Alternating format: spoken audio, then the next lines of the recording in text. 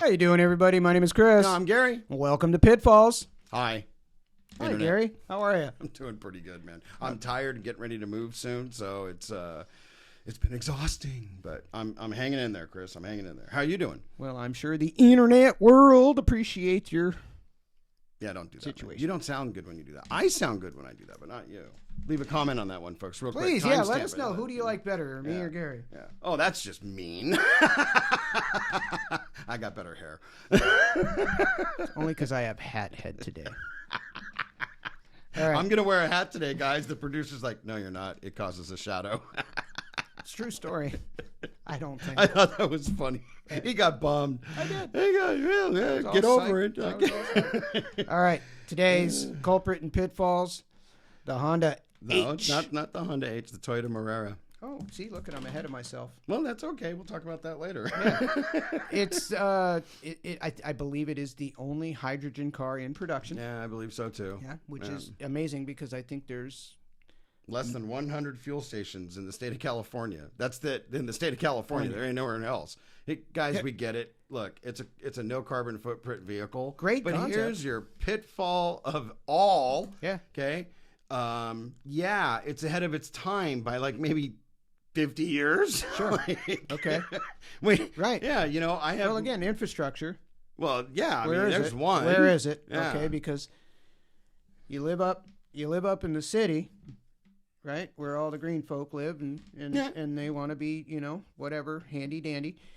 They're gonna have to drive 58 miles. Yeah, maybe to the closest gas station, closest hydrogen filling station. And here's one for you: is my wife's somebody my wife knows, they had one, and that's when there was only 2 fuel stations in our area, and they never drove it because the fuel stations weren't working correctly, or they didn't get the hydrogen fuel for the vehicle. Yeah. Again, great concept. Don't get us wrong. Great concept. But the whole thing of this show Pitfalls is this. It's a pitfall because, hey, I just bought, God, I think the things are like 60, 70 grand. Right. My God, what were you thinking? Like, really? Did you not research before you bought this thing? I see them on the road all the time. Hey, look, if you live by a station that has it and it's consistent, sure. Great. And awesome. Your commute's less than 50 or 60 miles. miles. Yeah, I don't know. The mileage rating on it, I hear, is sick. The research that we did on this was, the hydrogen's a little bit cheaper at the time, before we were at $10 a gallon. The hydrogen was just a little bit cheaper than your regular unleaded.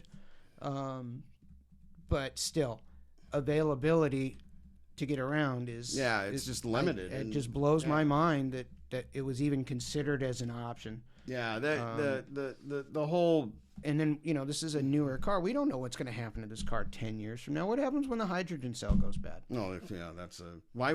So right. My wife and I, we went to a car show in town just a while back ago, and this is before any of this came out. They had the engine sitting in a case, and she's like, "What the hell is that?" I said, "It's a hydrogen engine," and she's like, "Seriously?" And I'm like, "Yeah." And so I'm reading about it, I'm looking into it.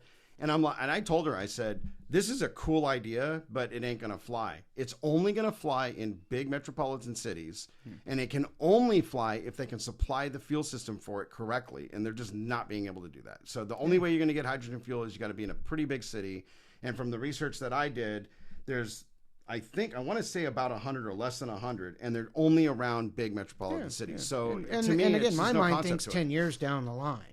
I'm thinking more like 25, but 30 personally. 10 years down the line, this car is going to need work. Oh, I think sooner than that. It's substantial work, we don't know. But parts aren't going to be available. Yeah.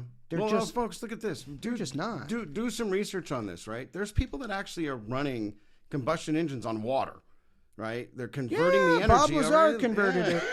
Now he's putting on his hat, folks. I like that. He's a good man. So, the pitfall for this is just, it's way ahead of its time. Yes. It's a gorgeous car. Don't get me wrong. It probably good moves concept. like crazy, but way ahead of its time. Yeah. So it's a pitfall for us. So. Big time. Yeah. So subscribe to the video, folks. Like it. Share it. Comment. Tickle the bell. And just, have a great day. Yeah, and be safe.